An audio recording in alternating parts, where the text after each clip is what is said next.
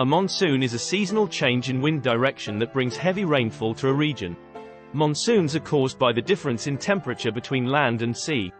During the summer, the land heats up more quickly than the sea, causing a low-pressure area to form over the land. This causes the wind to blow from the sea towards the land, bringing with it moist air and heavy rainfall. There are two main types of monsoons: the tropical monsoon and the temperate monsoon. The tropical monsoon occurs in the tropics and is characterized by very heavy rainfall that occurs over a short period of time, typically lasting a few weeks. The temperate monsoon occurs in more temperate regions and is characterized by more moderate rainfall that occurs over a longer period of time, typically lasting several months.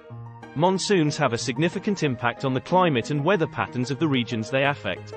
They are an important source of water for agriculture, and also play a role in natural disasters such as floods and landslides. Understanding and predicting monsoons is an important area of study for meteorologists and climate scientists.